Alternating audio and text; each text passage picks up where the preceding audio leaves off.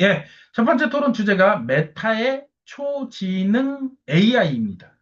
예, 이것은 마크 저커버그의 메타에서 초지능 AI 개발을 착수했습니다. 근데 지금까지 나온 AI와는 달리 그 인간보다도 훨씬 더 뛰어난 그런 AI를 개발하라고 스스로 생각하고 스스로 판단하고 스스로 그럼 결국에는 인간까지도 지배하고 인간의 명령도 안 듣고 이런 AI가 될 수 있다는 얘기예요. 그래서 초지능 AI는 인간보다 훨씬 뛰어난 문제 해결 능력, 학습 능력, 창의력 등을 갖춘 AI를 목표로 한다. 초지능, 슈퍼 인텔리전스. AI는 인간을 위한 기술인가, 인간을 통제하기 위한 기술인가. 그래서 오늘 우연하게 뭘 좀 보다 보니까 영화 중에 슈퍼 인텔리전스란 영화가 2020년에 개봉을 했더라고요. 코미디 영화인데, 그래서 잠깐 봤어요. 이게 무슨 내용을 얘기하나. 재미는 없어가지고 끝까지 못 봤습니다.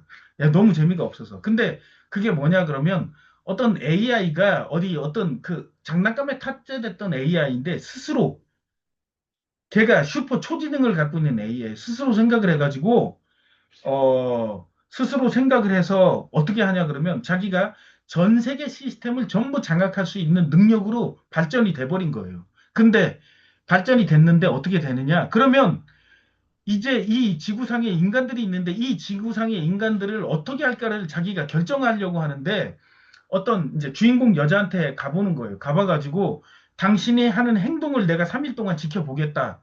그래서 인간을 죽일지 살지를 자기가 결정한다. 이런 그런 영화예요. 근데 재미가 중간에 보다가 재미가 없어가지고 중간에 안 봤는데 AI가 그 여자에게 막 뭔가를 뭐 갑자기 통장에다가 1,000만 달러 넣어주고 그 다음에 뭐 여자가 좀 어렵게 좀 부자는 아니었어요. 그냥 어렵게 살고 막 면접 보러 다니고 힘들게 사는 여자인데 1,000만 달러 넣어주고 그 다음에 필요하니까 막 집도 사주고 막 모두 사주고 하루 만에 막 다 사주는 거예요. 그러면서 그러면서 뭐냐 그 인간을 관찰을 하는 겁니다. 그래서 이 인간을 노예로 삼을 것인가, 다 죽여버려야 될 것인가, 그대로 놔둘 것인가, 세 가지 답을 딱 주더라고. 자기가 그 중에 결정하겠다고 하면서. 어쨌든 그런 영화가 2020년에 개봉을 했었는데, 그때 그 영화 제목이 슈퍼 인텔리전스였어요. 그래서 그거에 맞춰가지고 지금 2025년인 이 지금 상황에서 슈퍼 인텔리전스인 초지능 AI를 개발하고 있는 겁니다. 그래서 이렇게 초지능 AI 시대가 되면 어떻게 될 건지 그런 것에 대해서 여러분들과 함께 한번 생각해보는 시간 갖도록 하겠습니다. 먼저 그 위원장님께서 말씀을 해주시면 감사드리겠습니다. 네, 초지능 AI 이런 거는 뭐, 이런 용어는 뭐, 오래전부터 있었던 용어인데, 메타에서 지금 굉장히 많은 돈을 투자하면서, 이 초지능 AI로 막 이거 연구소를 설립했다라는 그런 기사가 한국 기사로도 나왔고, 외국에도 많은 외신에도 이제 계속 이 화제가 되고 있습니다. 근데 메타가 뭐 갑자기 이 초지능 AI 이것을 하는 이유가 무엇이냐 뭐 이런 배경도 조금 이제 살펴봐야 되는데 여러분들 잘 아시겠지만은 지금 AI의 어떤 가장 큰 대중적인 어떤 플랫폼이 뭐가 있습니까? 그 오픈 AI의 그 챗 GPT가 있죠.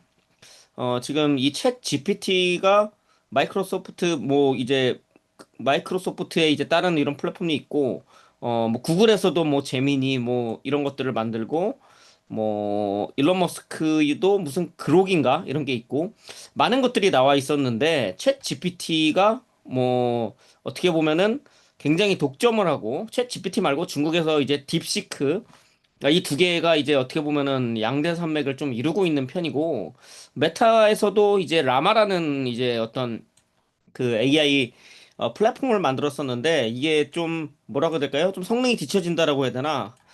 그래서 이제 이 저커버그는 이 저커버그의 메타에서는 이런 AI 쪽을 에서 좀 한 발 빼나 이렇게 좀 이런 시각들이 있었는데 더 나아간 것이죠. 이 초지능 AI에 엄청나게 돈을 투자하면서 어떻게 보면은 이 분야의 선두주자로서 가려는 것이 아닌가 이렇게 보이는데 이 초지능 AI 뭐 이런 것들, AI의 핵심이 무엇입니까? AI라는 건 지능이 존재하는 게 아닙니다, 여러분.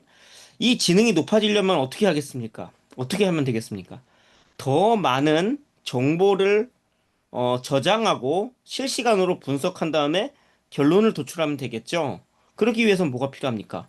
그래서 데이터 센터가 필요한 것이죠. 데이터 센터가 있으려면 사람들이 지금 살고 있는 이 땅을 뺏어가지고 거기다 데이터 센터를 지어야 되고 뭐 발전소 같은 걸 만들어야 되고 사람들에게 공급되는 전력을 뺏어가지고 데이터 센터를 가동하는 데 써야 되고 이렇게 돼야 되는 것이죠. 자, 그래서 두 번째 주제랑도 좀 연결이 되어 있습니다. 사실은 두 번째 주제는 뭐 기후 조작의 미래, 뭐 지금 텍사스에 엄청난 홍수가 나서 100명이 넘는 사람이 사망하고 이런 일들이 벌어졌는데, 자, 이것이 AI 디지털 통제 사회를 만들기 위한 과정 속에 있는 것이다. 거기서 이런 기후 조작 같은 것이 이용되는 것이다. 그만큼 이들의 가장 최후의 목표이기도 하고 최종 목표이기도 하고 지금으로서 가장 중요한 의제가 바로 이 AI와 관련된 그런 뭐라고 해야 될까요? 이런 어젠다라고 이제 볼 수가 있습니다. 그래서 트럼프도 이재명도 뭐 그리고 뭐 다른 나라 뭐 서유럽의 국가의 사람들이나 이런 거의 대부분의 나라들에서 AI를 거의 핵심 그 어젠다로 삼고 그것에 많은 돈을 투자하고 있습니다. 왜 그런지를 여러분들이 그것을 좀 아셔야만 하는데, 터미네이터 같은 영화, 뭐 이런 것도 어떻게 보면은 나중에 기계나 어떤, 이런 AI나 컴퓨터가, 인간의 통제력을 벗어나는, 자, 이런 결과를 이제, 야기하는 이런 것들을 이제 사람들에게 어떻게 보면은, 예측 프로그래밍, 사람들이 나중에 수십 년 뒤에 이런 일이 벌어져도 터미네이터 같은 그 영화 같은 걸 보고서 그런 일은 벌어질 수 있는 것이지 누군가가 의도했거나 고의적으로 만든 사건이 아니라 뭐 이런 당연히 AI나 로봇이 발달하면 있을 수 있는 일이야. 자, 이렇게 사람들이 순응하도록 그게 프로그래밍을 하는 그런 마인드 컨트롤 기법인데 실제로는 이 AI를 통제하는 자들, 이런 기술 관료들, 우리가 이야기하는 뭐 빌 게이츠나 뭐 에릭 슈미츠나 레리 앨리슨, 마크 주커버그, 일론 머스크, 피터 틸, 자, 이 소수의 사람들, 뭐 더 있을 수도 있습니다. 뭐 근데 어찌됐든 그래봤자 뭐 수십 명에서 수백 명밖에 안 되는 이 어떤 기술 관료들이 이 AI에 대한 모든 컨트롤, 통제권을 가지고 있다. 나머지 수십억 명은 그 AI를 통제하는 사람들이 그 AI를 프로그래밍한 대로 통제가 되어진다. 예를 들어서 AI가 AI 정부가 생기거나 아니면 AI 경찰이 생기거나 그들에게 백신 비접자를 체포하라 내지는 사살하라 이렇게 만약에 명령어를 넣으면은 죽여버릴 수도 있고 뭐 체포할 수도 있고 이렇게 되겠죠. AI 자체가 사실은 위험한 것은 아니다라는 것을 여러분들이 아셔야 합니다. 사실 정확한 것은 우리가 AI를 반대하는 것은 이 AI를 통제하는 자들이 어떤 자들입니까? 그 자들이 사이코패스들이죠. 자, 그들이 사람들을 죽이고 사람들을 완전히 통제하고 싶어하는 이런 사이코패스들이 이 AI에 대한 어떤 통제권을 갖고 있기 때문에 AI가 위험하게 쓰일 것이다. 한국에서 개발하는 AI 한국에서 개발하는 AI 만약에 한국의 어떤 삼성이 됐든 뭐 LG가 됐든 아니면은 외국의 회사들과 협력할 수도 있겠죠. 뭐 아마존이나 아니면 마이크로소프트나. 근데 그 회사들이랑 협력을 하고 이렇게 막 하는데 그 삼성, LG 뭐 그 기업의 CEO라든지 아니면 한국의 대통령이나 국회의원들 이 사람들이 그 AI에 대한 통제권을 가지고 있습니까? 실제 소유주에게 통제권이 있겠죠. 실제 소유주라 함은 뭐 예를 들어 삼성이라고 따지면은 삼성의 가장 많은 주식을 보유한 벵가드나 블랙록. 이 벵가드나 블랙록 뒤에 있는 록펠러나 로스차일드. 자, 이렇게 이제 볼 수가 있는 것입니다. 그 사이코패스들이 다수의 인류를 지배하게 될 것이다. 이 AI 지금 같은 식으로 AI가 발달되면.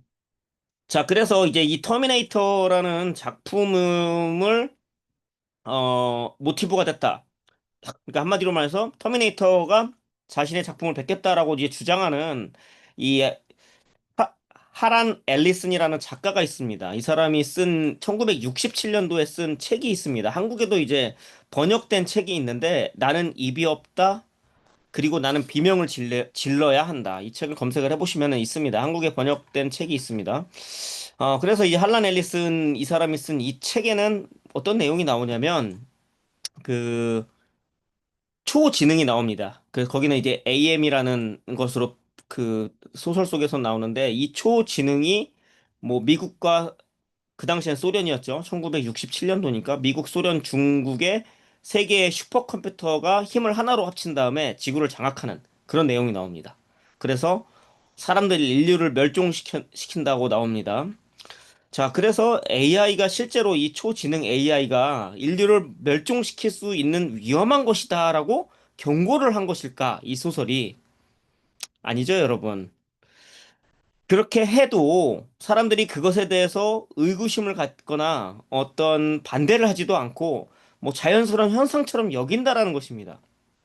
팬데믹 때도 그렇지 않습니까? 예를 들어 컨테이전 같은 영화가 나와서 그 다음에 다시 팬데믹이 터지면은 사람들이 의심을 안 하죠. 아, 원래 그럴 수 있는가 보다라고 생각하지 않습니까? 자, 그래서 이런 어떤 책이나 영화나 이런 것들은 실제로 이들이 계획하고 있는 것이죠.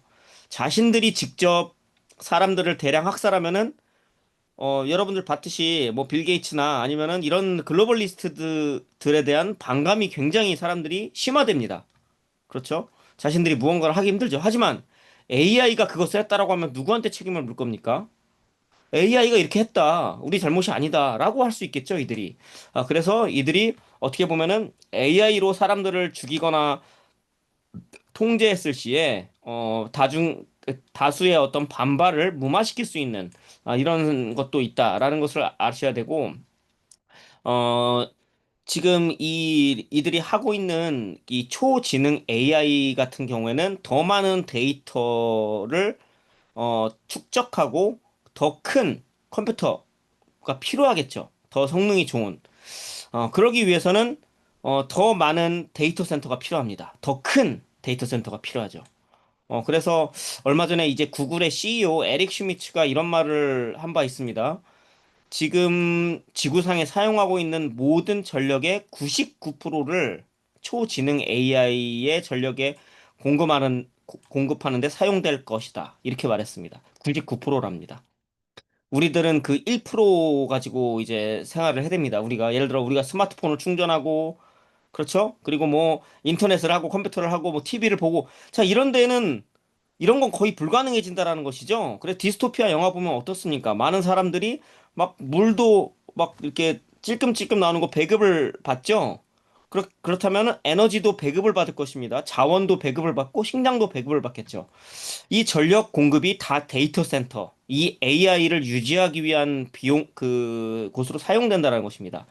그것이 이제 이들이 꿈꾸는, 이 테크노크라스 사회인데, 그런 뭐 비슷한 영화들을 제가 본 것 같습니다. 디스토피아 영화에서.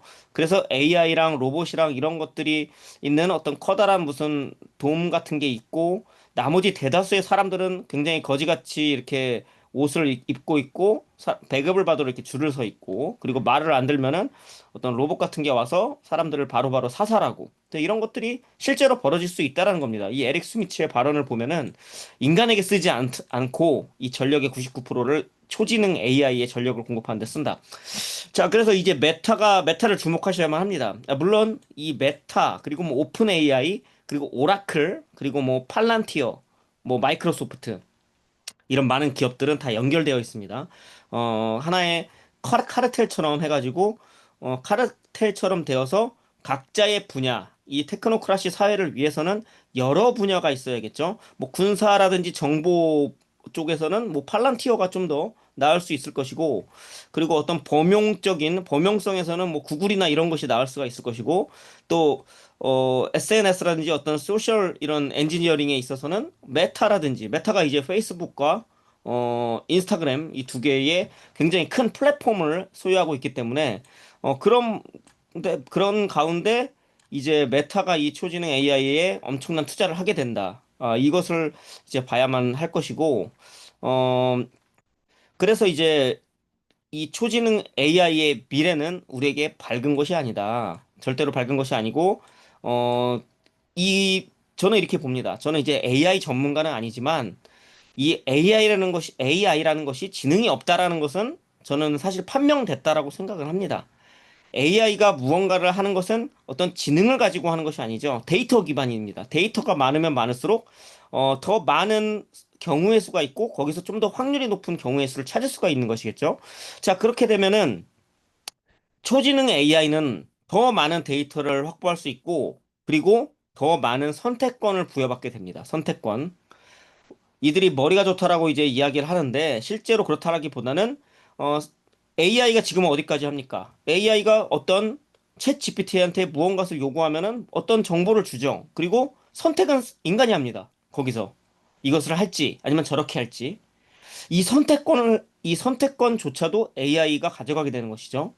초지능 AI는 특별히 머리가 좋다거나 하는 것이 아니라 중간에 어떤 관리자라든지 아니면 선택을 해야 될 어떤 인력조차 대체를 이것은 초지능 AI이기 때문에 그 위에 관리자도 대체할 수 있다라는 내러티브를 만들어서 실제로 대체를 하기 위함이다. 이렇게 보는 것입니다. 그럼 어떻게 되겠습니까? 자원을 배분하는 것, 그러니까 자원을 배분하는 것도 분배하는 것도 이 AI가 직접 결정을 내릴 수가 있는 것입니다. 그럼 AI는 어떻게 하겠습니까? AI 입장에서는 자기가 살기 위해서는 더 많은 전력이 필요하겠죠. 그것을 데이터 센터라든지 이런 데다가 돌려야 됩니다.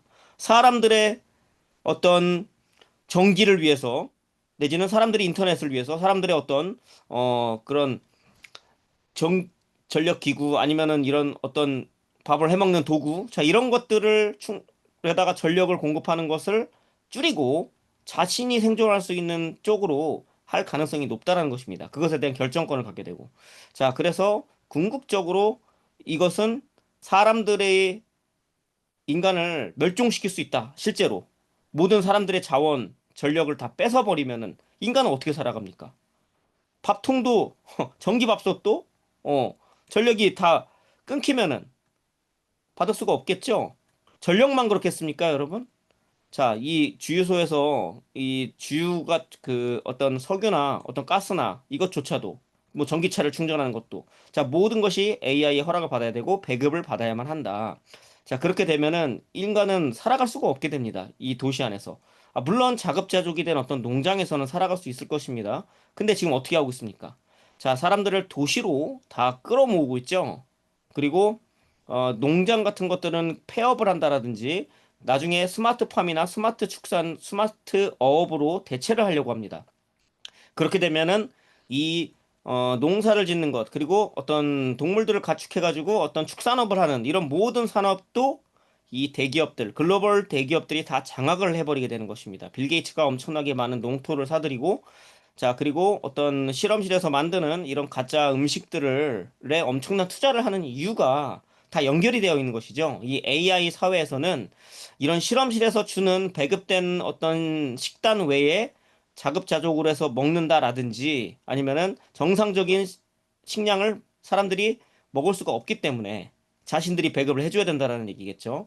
사람들은 그들 자신에게 배급을 해주는 그 테크노크랏의 말을 들을 수밖에 없습니다. 먹고 살기 위해서는. 자, 그래서 이 모든 것이 그 하나의 목표를 향해 가고 있다. 메타의 초지능 AI는 우리가 반대하고 있는 뭐 CBDC, 뭐 디지털 아이디, 그리고 뭐 스마트 시티 이 모든 것과 다 연결이 되어 있다. 이것을 이제 아셔야 된다는 것이죠. 이 초지능 AI가 앞으로 그것이 우리가 이제 지난주, 지지난주 막 계속 이야기했던 것들이 있죠. 뭐 예를 들어서 뭐 제로 트러스트라든지 아니면은 뭐 ESG 경영 뭐 기후 변화를 막은답시고 하는 이런 모든 것들이 이 초지능 AI가 그들이 결정할 수 있게끔 프로그래밍을 할 수 있다는 겁니다. 돈도 마찬가지죠. CBDC가 됐든 뭐 원화로 된 스테이블 코인이 됐든 자 그것에 대한 사용처 그것들이 투명하게 블록체인상에서 볼 수 있기 때문에 AI가 이것을 막을 수가 있고 또 지오 펜싱에 의해서 15분 도시 바깥에서 쓸 수 없게 할 수도 있고 자, 이 모든 스마트 시티의 인프라가 이 초지능 AI의 컨트롤 하에 놓인다. 그래서 어떻게 보면은 뇌와 같은 역할을 하는 것이죠. 스마트 시티의 두뇌와 같은 역할을 하게 될 것입니다. 이 초지능 AI. AI에 뭐 몇백억씩 투자하는 한국 정부 뭘 위해서 하겠습니까? 사람들의 편의를 위해서? 아니면 뭐 기술의 진보를 위해서? 절대로 아니죠, 여러분. 이 스마트 시티의 개념을 정확하게 이해를 하고, 그리고 이들이 만들려고 하는 이 기술 관료주의, 테크노크라시 사회가 어떻게 구축돼서 사람들을 통제하고, 궁극적으로는 인류를 완전히 멸종되게끔 할 수도 있는 그런 무서운 프로젝트라는 것을 여러분들이 제대로 보셨다라고 하면 한국 정부에서 하는 것들이 어떤 방향으로 가는지 이걸 정확하게 이해하실 수 있을 거라 생각합니다. 네, 여기까지 하겠습니다. 예, 사람들은 뭐 AI 지금 보면 광풍, 열풍이 불었죠. 어린아이들부터 챗 GTP든 뭘 이용한다 이런 식으로. 그렇게 해서 사람들에게 친근하게 다가가겠죠. 자기에게 뭔가 문제를 해결해 주고, 그 다음에 사람들이 AI를 사용하면서 무료한 시간들, 이런 것들을, 뭐, 어떻게 보면 친구를 사귀고 이러는 것보다 AI가 친구가 되겠죠. 이렇게, 친근하게 다가가게 만들고, 예. 그래서 AI를 발전시키고 AI 시대가 도래가 한다는 것에 대해서는 거부감을 느끼지 않게 만들어 놓고, 근데 인간은 반면에 디지털 기기들을 계속 사용을 해가면서 점점 멍청해지는 거죠. 생각하는 능력. 뭔가 뭐 숙제를 한다, 어린아이들. 그러면 옛날에는 자기가 문제도 풀고 이렇게 다 해야 되는데 AI 시키면 알아서 다 해줘요. 그냥 내면 되는 거고. 지금은 보면 그 디지털 교과서나 이런 것들이 생기잖아요. 그러면 교과서만 디지털로 되겠어요? 애들이 사용하는 이 공책 같은 것도 다 없어지겠지. 숙제도 그냥 디지털로 내버리는 거예요. 그러면 그때는 옛날에는 숙제를 자기 손으로 다 해야 됐지만 지금 뭐 하겠어요? AI 딱, 뭐 문제 있어? AI가 다 풀어주면 그 결과물 그냥 전송하면 끝이에요. 예. 그럼 사람들은 아무런 생각을 하지 않게 되는 거죠. 생각의 그 깊이나 넓이나 이런 것들이 점점점 없어지게 돼서 점점 바보가 되는 거고, 디지털 기기 AI 로봇에 점점 의지하게 되는 거죠. 사람들을 보게 되면 예전에는 이런 일들이 거의 잦지 않았는데 거스름돈들을 이상하게 막 잘못 주는 경우들이 굉장히 많아요. 최근 들어서도 지금 보게 되면 현금을 거의 잘 안 쓰잖아요, 사람들이. 카드를 쓴다거나 무슨 페이드를 많이 쓰지. 그래서 어디 가가지고 이렇게 현금을 내면 거스름돈을 엉뚱하게 주는 사람들이 많아요. 근데 이 굉장히 쉬워요. 단편적인 예가 저번에 그 백화점을 가가지고 빵을 샀는데 19,000원어치를 샀습니다. 그래서 5만 원짜리를 냈어요. 예, 그러면 그 일하는 여자분이었는데 빵이 오니까 뭐 띡띡띡 찍겠죠? 그럼 카드로 만약에 한다고 하면 카드 딱 집어넣으면 그냥 알아서 계산이 되니까 자기가 계산할 필요가 없잖아요. 근데 5만 원을 딱 내니까 5만 원 받았습니다 하고 거슬러 돈을 주는데 3만 9천 원을 주더라고. 그래서 이렇게 세보니까 나 3만 1천 원을 받아야 되는데 왜 3만 9천 원이지 하고 8천 원을 이렇게 다시 되돌려 주니까 놀래는 거예요. 왜 주냐고. 그래서 당신 계산 잘못했다고. 그러니까 사람들이 뭐 이거 단편적인 예인데 어떤 그 디지털의 모든 걸 맡기다 보니까 사람들의 머리는 점점점 생각을 안 하게 되는 거예요. 단순한 산수도 하기 힘든. 물론 그렇다고 해서 매번 그 사람이 그 에러를 내진 않겠죠. 근데 이런 일들이 옛날에 비해서 옛날엔 노인네들이 그런다 그러면 인정을 하겠지만 젊은 여자들이 그런 그 오류를 이렇게 발생을 한단 말이에요.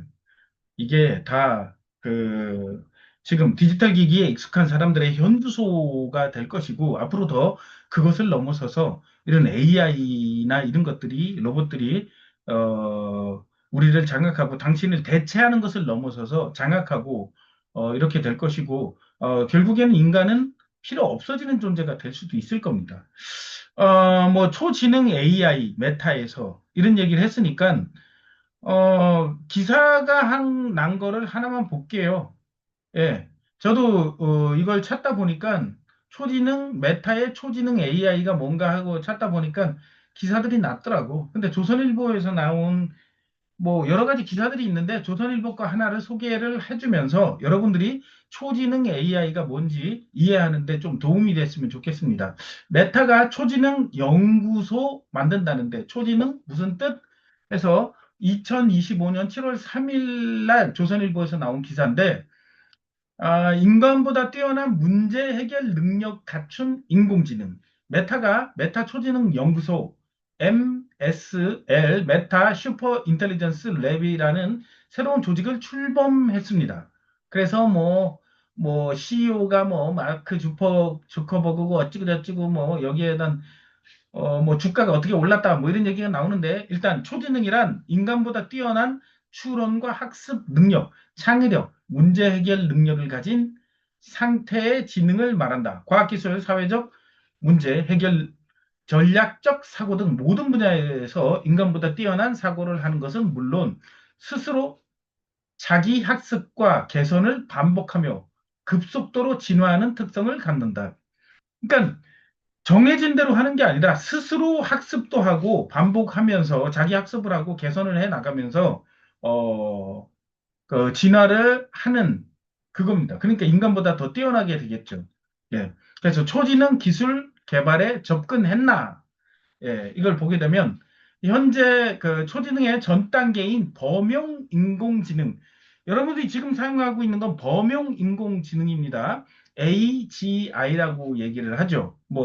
예, 예, 그 초지능 전 단계인 범용 인공지능 수준에도 미치지 못했다. 지금까지는. 뭐 그렇지만 현재 개발된 AI는 AGI 전 단계인 특정 영역에서만 인간을 능가하는 정도다. 현재까지는 뭐 이런 영역이겠죠.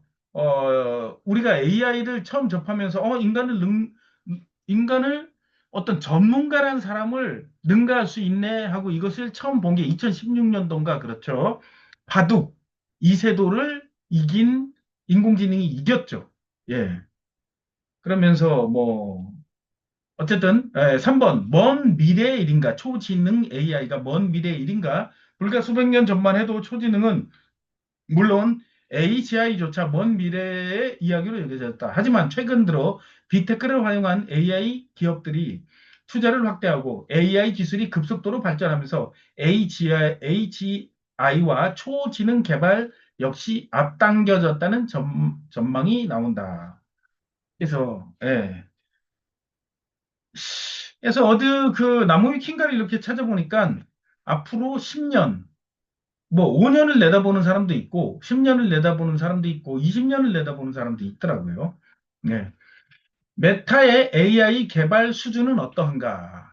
예.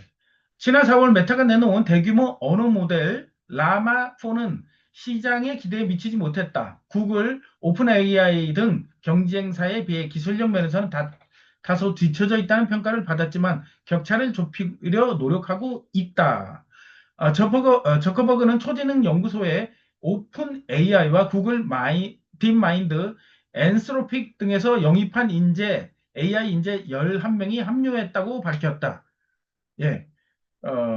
초지능 연구소는 메타의 기본 AI 연구팀과 메타의 라마 모델 개발팀, 메타의 AI 제품팀을 총괄할 예정이다. 메타는 700억 달러, 약 95조 원, 엄청난 돈이네요. 한국에서 뭐 몇천억 투자하고. 근데 한국도 이재명 정부가 의 목표는 AI에다가 5년 동안 상당히 몇백 조라고 얘기했죠. 그걸 투자한다고 얘기를 했습니다. 어쨌든 이상의 초지능 연구소에 투입한다는 계획이다. 이렇게 해서 몇 년 내에 초지능 AI를 구현하겠다. 이거겠죠. 다섯 번째, 연구소 출범 배경과 의도. 오픈 AI 등 주요 기업들이 AGI 개발에 집중한 가운데 메타는 한 발 더 나아가 초지능 구축을 새로운 목표로 내세웠다. 이 배경으로는 중국 AI 스타트업 딥시크의 등장이 지목된다. 이에 메타는 그동안 라마 시즌을 통해 오픈소스 AI 시장을 공략해 왔지만 딥시크 쇼크 이후 경량 모델 중심의 전략 경쟁이 격화되며 막대한 투자금을 투입하는 데 어려움을 겪었다. 메타는 초지능 구축이라는 대형 프로젝트로 전략을 전환하면서 돌파구를 찾으려 한다는 분석이다. 예. 그러니까 아마 메타만 뭐 다른 데도 이제 앞으로 하겠죠. 근데 메타가 뭐 다른 AI 기업들은 AGI라는 걸 하고 있지만 메타는 초지능으로 아예 돌려서 그쪽을 집중적으로 하겠다는 얘기인 것 같습니다. 예, 이렇게 해서 조선일보에 나온 그 기사를 한번 살펴봤는데 나무위키에서도 한번 봤어요. 이걸 뭐 좀 길어가지고 이건 얘기는 하기 힘들고 간단하게만 볼게요.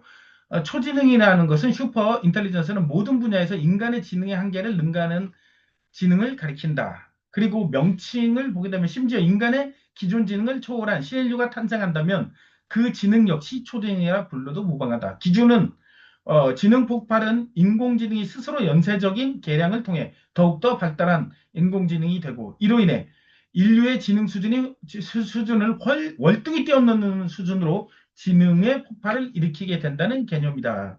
즉 AI가 더 효율적인 AI를 설계하면서 궁극에는 아주 높은 지능에 다가간다는 것이다. 초지능.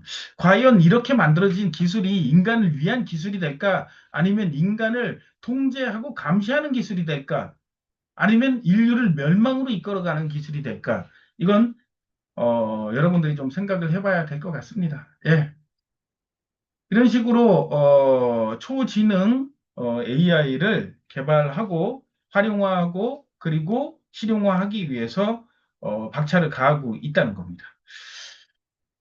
예, 여기까지 이제 좀 첫 번째 토론에 대해서 얘기를 해봤는데 추가적으로 말씀하실 얘기가 있으면 마이크를 키시고 말씀을 해주시면 될 것 같습니다. 예. 네, 초지능 AI는 메타에서 연구소를 하면서 한국의 기사도 많이 나왔는데, 일론 머스크도 초지능 AI 개발을 한다라고 이야기를 했습니다. 그래서 곧 출시되는데 뭐 내년에 나올 수도 있다 이런 이야기를 했고, 그리고 아까 전에 잠깐 말씀드렸던 그 에릭 슈미츠 구글 전 CEO죠. 에릭 슈미츠는 뭐 99%의 전력을 이제 AI를 돌리는데 사용한다라고 이야기했는데 여기서 되게 중요한 게 있습니다.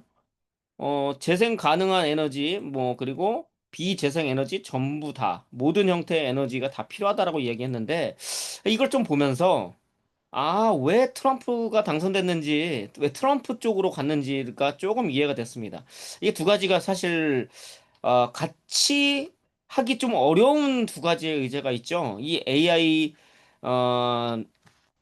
통제 사회와 이 친환경 에너지, 이 친환경 에너지로 너무 많이 전환을 해버리면은 이 데이터 센터를 돌리기가 굉장히 어려울 거다. 이 이야기를 많이 말씀드렸는데, 지금 기후변화를 반대하고 뭐 석유나 이런 지금 기존의 에너지 자원을 활용하려고 하는 게 지금 트럼프 행정부죠. 그게 기후변화를 사기를 알리고 그것을 이용해서 통제하는 것을 막기 위함이 아니라 트럼프 행정부에서는 이 데이터 센터와 AI 통제 사회를 위해서 이 기후변화를 너무 급진적으로 이 기후변화를 빌미로 해서 이 친환경 에너지와 뭐 재생에너지로 전환했을 시에 이 데이터 센터를 돌리는 것이 어렵다. 이렇게 판단한 것 같습니다. 그래서 구체적으로 이야기를 하지 않죠. 그냥 기후변화는 사기다 하면서 이렇게 할 것, 이렇게만 이야기하죠. 이래서 잘 봐야 된다는 얘기죠. 그 어떤 벌어지고 있는 일의 이면에는 다른 뜻이 있다라는 것. 뭐 진실을 밝히거나 뭐 미국의 자국 우선주의가 아니라 그것들은 그런 모든 에너지원 그것들은 이 데이터 센터와 이 테크노크라시 사회를 위해서 쓰일 것이다. 그리고 대부분의 사람들은 에너지를 배급받고 그리고 통제당하면서 살 수밖에 없을 것이다. 이대로 가게 되면 그렇게 된다라는 것이죠. 네, 그렇게 생각합니다. 미국의 트럼프는 AI에 정말 올인하는 것 같습니다. 그 위원장님이 말씀하신 것처럼 그들이 기존에 있는 석유나 어떤 기존 사업들을 더 강화한다고 얘기했죠. 다른 나라에서 보게 되면 기후가 이렇게 위기가 왔으니까 신재생 에너지를 써야 된다고 하지만, 예. 근데 그렇게 만들어지는 신재생 에너지를 가지고는 전력을 감당해내기가 힘들 것 같습니다. 그러니까 기존에 있는 원자력, 핵발전소죠. 핵발전소뿐만이 아니라 석유로 발전하는 것들을 그대로 이용을 어, 을 해서 데이터 센터를 굴려야겠죠. 예. 마찬가지로 대한민국에서도 이재명이는 AI를 위해서 전력 투구를 하는 것 같습니다. 그래서 2차 이제 추경을 할 때 몰래 2천억 가량을 갖다가 끼워 넣어가지고 사람들에게 생활 안정을 하기 위한 뭘 준다고 해놓고 거기다 AI 기금 하기 위한 거 끼워 넣어서 그걸 하고 또 만약에 한국에서 데이터 센터를 만든다고 하면 거기에다가 세금을 25% 감면을 해주겠다. 뭐 이런 얘기를 하겠죠. 그러면 뭐 국내 기업뿐만이 아니라 외국 기업들도 어떤 입지 조건이 좋다고 하면은 데이터 센터를 지으려고 이렇게 들어오겠죠. 그리고 뭐 아울러 가장 중요한 것은 전력이니까 그 전력을 확보하기 위해서 무슨 짓들을 하겠죠.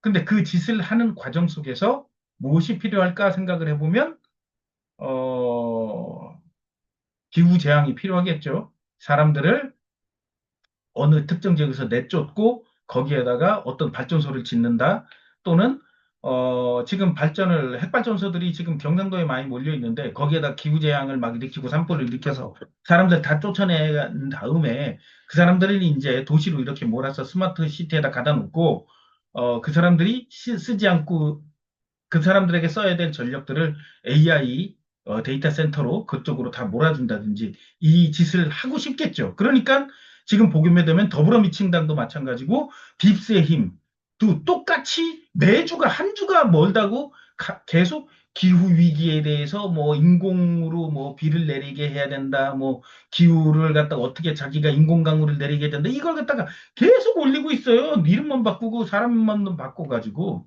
예. 그럼 이들이 그걸 뭐 그런 법안을 만든다 그러면 우리를 위해서 만드는 거겠어요? 뭐 산불을 끌려는 게 목적이겠어요? 아니면 그 비를 내려가지고 어떤 가뭄을 해결하는 게 목적이겠어요? 아니죠. 그들은. 그런 걸 이용을 해서 재해를 만들어서 사람들을 특정 지역에서 내쫓는다든지 이런 걸 목적으로 하겠죠. 그래서 그들은 그들의 목적한 바를 이루기 위해서 기후 재앙 같은 거 그렇게 해놓고 뭐예요? 그냥 기후가 변화가 와서 이런 뭐 재앙이 왔다 그러면 사람들은 그대로 믿을 거 아니에요. 그냥 수긍하고 넘어가는 거죠. 그들이 인위적으로 기후 조작을 해서 뭘 했다고 생각을 안 하겠죠. 예. 그런 일들이 계속 벌어지고 있는 겁니다. 예, 이렇게 한번 넓게 생각해 볼 필요가 있다는 거죠. 기후 조작도 그들의 목적, 그리고 이렇게 법안을 만들어내는 것도 그들이 분명히 목적을 가지고 있다는 것. 예, 그들은 한 방향으로 지금 가고 있다는 얘기예요. 그들이 만들려는 디지털 디스토피아 세상을 위해서. 예, 이거와 또 연결되는 얘기니까 두 번째 토론 주제, 기후 조작.